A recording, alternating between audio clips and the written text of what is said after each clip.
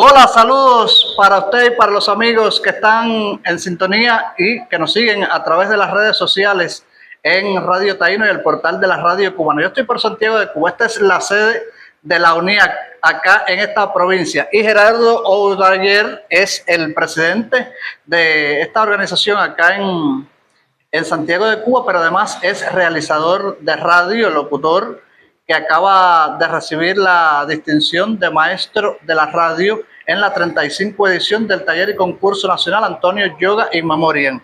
Bueno, bienvenido a este espacio que se llama gracias. Voces de la Radio, del portal de la Radio Cubana. Huellas en el aire, aquí estamos. Gerardo, hace muchos años está involucrado en la radio como locutor. Sé que te viene de la sangre, de la familia, por parte de tu padre. Cuéntame sobre tus inicios en la radio, ¿cómo fueron? Bueno, a ver, yo por allá por el año 1984 leo en el periódico Sierra Maestra, cuando aquello era diario, no era un semanario, era diario, una convocatoria de la Dirección Provincial de Radio, donde se solicitaba que todo aquel joven que quisiera ser locutor, un curso de formación, dije, caramba, qué bien. Y a eso venía en la sangre, como tú dijiste, por mi padre, y hablé con él. Le dije, papá, yo quiero matricular en el curso de locutores. Me dijo, ¿estás seguro de eso? Eso no es juego, eso es serio. Fíjate que eso es un rigor. Pues, sí, yo quiero. Me llevó, una enorme cantidad de personas se presentaron. ¿Qué edad tenías cuando eso? 18 años. 18 años. 18 años. Y, bueno, quedé entre los aprobados. Mi papá salió del tribunal, no quiso estar en el examen, no quiso. Y quedé. Ahí comenzamos a dar las clases. Él pudo dar 2 clases nada más en el curso porque falleció. Y bueno, en el año 85 termina la fase formativa teórica y paso a Radio Mambí, emisora municipal, a hacer prácticas preprofesionales. Es decir, que tu papá fallece en pleno que curso. Tú estás en el curso. En pleno curso. Él no pudo ver la graduación del curso ni terminar el curso. Impartió 2 clases nada más y bueno, por gran tristeza para mí no pude darle la satisfacción de que me viera terminar el curso y después hacer una carrera. Entonces, en Radio Mambí ya, tú sabes que las emisoras municipales son la gran escuela del realizador. Ahí se hace de todo. Sonido, se escribe, se actúa, se hace locución, se dirige y se inventa mucho porque hay bastante carencia de recursos. Y ahí me entregué por completo a hacer todo lo que podía para aprender. Todavía trabajaban muchos colegas de mi padre, a los que yo le decía tío, y lejos de aplaudirme, lejos de abrazarme, eran, como decimos, látigos. Es decir, me sentaban y me criticaban duro. O sea, como correspondía a un deber de amigo, de continuar una obra. Y teníamos en aquel tiempo también algo muy importante, que ya en el año 75-76, los doctores Eloína Millares y Vitelio Ruiz habían hecho una introducción importantísima en el campo de la locución, que fue la lingüística aplicada. Por tanto, Eloína y Vitelio también estaban escuchándote todos los días en la casa, sobre todo los nuevos locutores, y te llamaban por teléfono. Te estoy oyendo, estás cometiendo este error, estás haciendo esto mal. Tremendo compromiso. No, terrible. Eso era, imagínate tú, un rigor científico. Y gracias. Y gracias porque tener esa compañía es muy importante. Entonces ya en el año 88, cuando queda libre una plaza de narrador dramático en CMKC, que esa era mi pasión de la vida, decido irme para la CMKC. Llego allí, comienzo a narrar el seriado histórico dramatizado, después paso a narrar la novela y posteriormente, bueno, me voy a México. Estuve por México unos 10 años trabajando aquí y allá de manera conjunta, impartiendo clases, cursos, talleres, aprendiendo otras maneras de hacer también. Y después paso a narrar el policíaco seriado, que hasta hoy lo estoy narrando. Es decir, que dentro de la locución, a lo que más tiempo le ha dedicado es a la narración. A la narración. Desde que tuve noción de la radio, mi pasión fue narrar. Eso como locutor, pero también estudiaste dirección. Sí, claro. ¿Qué ocurre? Que de la misma forma, la narración es la conjunción, la fusión del locutor con el actor. Esa simbiosis maravillosa. Y también comencé a escribir y las apetencias eran diferentes. Ya la demanda propia ya era diferente y sale la convocatoria de la FANCA en el año 90 y vamos un grupo de santiagueros allá y quedamos todos en la matrícula y terminamos en el año 95 en la especialidad de dirección, y por supuesto ya eso nos ofreció una visión diferente de la realización. Jesús Cabrera era el decano de la facultad, Chucho, que fue muy exigente con nosotros, profesores que tuvimos de La Habana, que llegaron a Holguín, y muchos de nuestros compañeros que ya eran profesionales que buscaban la titulación, la formación y la titulación, también nos enseñaron muchas cosas. A partir de ahí ya la vida fue diferente, fue una manera de ver la creación de una manera distinta, pero ya el yoga ya venía funcionando, porque también tengo la dicha de haber estado en la primera generación de jóvenes que llegó a este evento con un carácter y una mirada experimental. Eso fue insuflando una manera novedosa de ver la realización, diferente, transgresora, siempre respetuosa, pero buscando algo diferente que hacer cada día. Y bueno, el yoga surge aquí en Santiago de Cuba. Empezaron realizadores de acá de Santiago. Me imagino yo que la Fanca haya servido como puente para llegar a otros realizadores de otras provincias del país. Claro que sí, porque ¿qué pasa? Cuando ya empieza a irradiar la atmósfera maravillosa del yoga, comienzan a concentrarse en Santiago de Cuba valiosísimos realizadores jóvenes del país, muchos de ellos que ya estaban en la Fanca de La Habana, otros en Fanca Holguín, y comienza una retroalimentación de trabajos que se hacían en el yoga, iban a clase en la Fanca, y trabajos de clase de la Fanca venían al yoga. Entonces, eso de radio, por supuesto, eso enriqueció muchísimo el discurso del evento y naturalmente su paulatino y progresivo crecimiento. Después que te gradúas como director de radio y televisión en la Fanca, de medios audiovisuales, Sí. ¿te dedicas o diriges algo en la radio en Santiago? Sí, como no, desde entonces y hasta ahora. Siempre te has mantenido entonces Siempre dirigiendo me he y haciendo mantenido. locución. Ahora en menor medida porque estoy al frente del Comité Provincial de la Unidad y el tiempo es poco. Me mantengo narrando el policíaco, pero cada vez que tengo una oportunidad, si puedo, dirijo algo. Claro, y antes de llegar al trabajo en la unidad, hablabas ahorita de las clases, de la docencia. Sí. A ver, yo comienzo como profesor en la carrera de periodismo, finales de los años 90. De ahí surge la carrera de comunicación social y también imparto clases en esta carrera. Por un tiempo se elimina periodismo, se funde primero, después quitan periodismo, y también le doy clases a ese grupo de estudiantes, muchos de los cuales hoy son grandes profesionales del periodismo en todo el país, porque se han movido algunos, y después vinieron los cursos de habilitación, de formación, de perfeccionamiento, diplomados. Empiezo a dar clases de dirección, de locución, de las dos cosas, y ya también comenzó a aportarme mucho trigo estar en el año 96, desde el año 96 hasta el presente, en el Tribunal de Evaluación de Locutores, y a partir del 98 en el Tribunal de Directores de Programa. Eso me empezó a aportar mucha información, muchos elementos para trabajar con los cursos de formación y demás. Y bueno, toda esta obra en la radio, como realizador, como locutor, lo van vinculando a la UNIAC. Sí, porque ¿qué pasa? En el año 2000 yo gano el Premio Nacional de Narración Dramática. Ya yo había ganado en el año 96 el Premio Nacional de Locución, el Concurso Nacional de Locución, compartido, y después al año siguiente lo gané yo solo y con espacios dramatizados. Y en el 2000 gano el Premio Violeta Casals de Narración Dramática en el Caracol de la UNIAC. Entonces voy a La Habana y una amiga me dice, mira, hoy es el viernes del micrófono en el Hurón Azul, ve allí, ve. Y yo decía, ¿a qué voy a ir? ¿A qué voy a ir? Ya yo estaba haciendo aquí en Santiago la conducción de una revista cultural donde teníamos la sección de radio de Prensa Latina, que el locutor era Laureano Céspedes Hernández, uno de los grandes maestros de Cuba. Y con pena, con temor, con cierto recogimiento, llegué hasta allí, miré, y ahí estaba Céspedes Hernández, estaba Nelson Moreno de Ayala, Aida Isalve, Julita Osendi, Marialina Grau, bueno, Carlos Alberto González, muchos profesionales que estaban en la peña.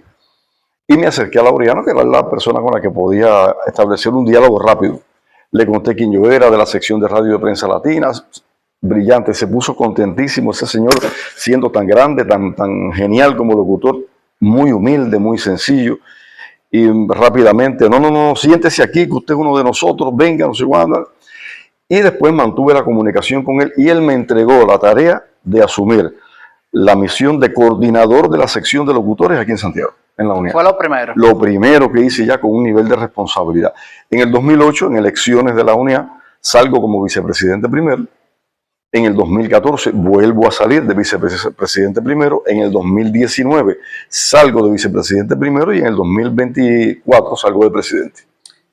¿Cuántas responsabilidades? Fíjense, vayan ustedes sacando cuenta que estamos hablando de un locutor, director, realizador de radio, profesor en la universidad de la carrera de comunicación social y de periodismo, y también a todo esto se suma entonces la responsabilidad como presidente de la UNIAC en Santiago de Cuba. Ahora, lo que todo el mundo se está preguntando es, ¿y cómo distribuye el tiempo? ¿Cómo es un día normal para Gerardo?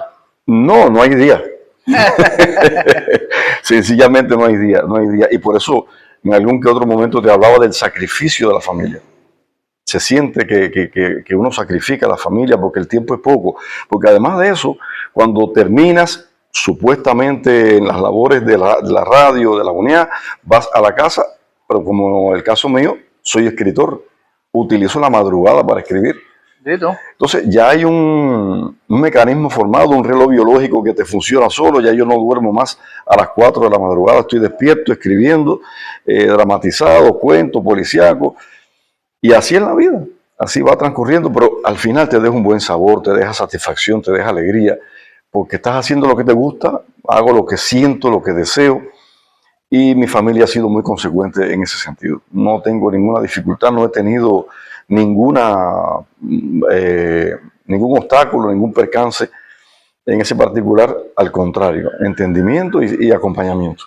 Y aparte de todo el compromiso que ha tenido con su trabajo como profesional durante todos estos años, ahora también llega algo, como él decía, la satisfacción de recibir la condición de maestro de la radio del Taller y Concurso Nacional Antonio Yoga in Memoriam, este año que está celebrando su 35 aniversario, pero él fue uno de los primeros que estuvieron en este concurso, es decir, de ser casi, ¿fuiste fundador? Sí, sí. Ahora, de fundador. De la generación joven. Fundador de esta generación joven del yoga, ahora es distinguido como maestro de la radio. Eso es, el compromiso es mucho mayor.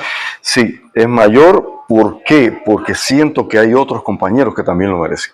Otros que fundaron y han hecho una carrera también brillante, a la par de la mía, a la par de muchos.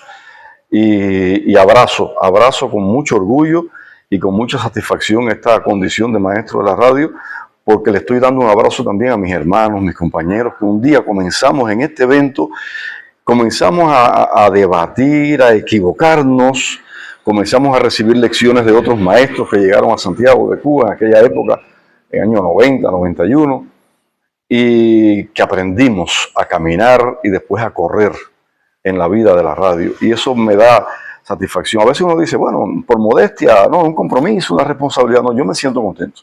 Te lo digo honestamente, me siento contento porque ha valido la pena el sacrificio, la entrega, estudiar, escuchar a los maestros. Aquí nosotros, ¿a quiénes venían aquí a compartir con nosotros? A ver,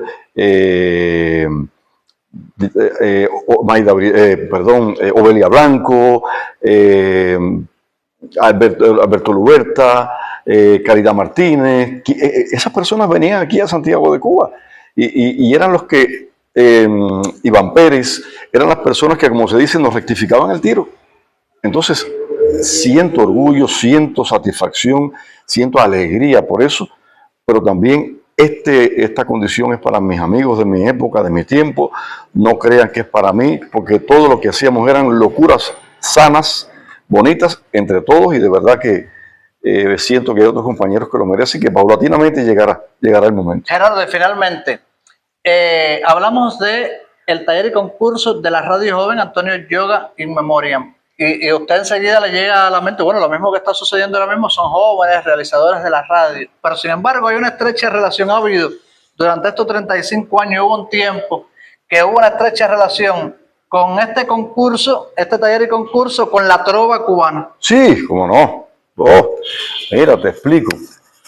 ¿Qué pasa? Que había un movimiento tan interesante que surgió por allá por La Habana, en Radio Ciudad de La Habana, con los plásticos, con los periodistas que vinieron aquí al yoga, estuvieron aquí, que esa mirada también tuvo impacto en Santiago de Cuba porque sirvió de escenario para la trova.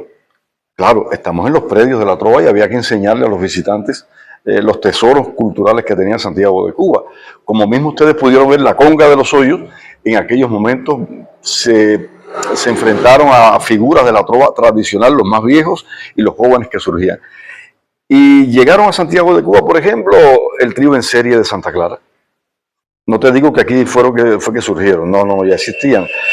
Pero el trío en serie de Santa Clara, hoy la emisora provincial de Santiago de Cuba, CMKC, todavía mantiene su banda sonora en las voces del trío en serie, atendiendo a qué, a la tradición coral de Santiago de Cuba. Ismael Cala López, no está en el país en este momento, fue el que ideó el diseño sonoro de CMKC y lo hizo con el trío en serie. William Vivanco era un joven estudiante de secundaria, de pre, y formaba parte del dúo Wheeler con Ernesto Rodríguez, que cuando se separa, Ernesto Rodríguez se une a Eduardo Sosa y forma Postrova, y William ya comienza a hacer carrera en solitario y empieza a cantar aquí en el yoga. Alejandro Bernabeu, Polito Ibáñez estuvo aquí en el yoga, y otros, Adriana C., Felipón, muchos trovadores vinieron a Santiago de Cuba. Y no venían a cantar, venían a ser parte del evento, se convertían en radialistas también y discutían de radio porque la radio tiene banda sonora, claro, tiene música y de eso se discutía, se analizaba y fue muy bonita esa época, fue muy bonito ese tiempo que de verdad fue abriéndose y ganó cuerpo con agrupaciones importantes de la provincia y el país. Bueno, esta última pregunta. Normalmente cuando uno se la hace a una persona, ¿crees que es que ya lo está despidiendo del mundo artístico, de su vida artística, de su mundo laboral? Porque es una pregunta que parece como que ya está terminando. Pero ¿qué te queda por hacer en los medios, todavía en el mundo del arte? ¿Qué hay que no hayas hecho hasta este minuto? Muchísimas cosas. Yo he sido defensor siempre de la unificación de los jóvenes con los más experimentados. Siempre he defendido esa teoría. Y hoy, cuando estamos unidos a muchos jóvenes de estos tiempos, con las nuevas tecnologías impactando en el discurso mediático y amplificando el discurso mediático, nos damos cuenta que tenemos mucho que aprender.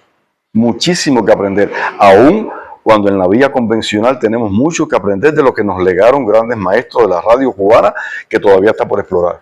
¿Me entiendes? Yo soy un inconforme completamente y hoy con la transmedialidad, la multimedialidad, hay un mundo inexplorado para nosotros. Por tanto, seguiré aprendiendo toda la vida.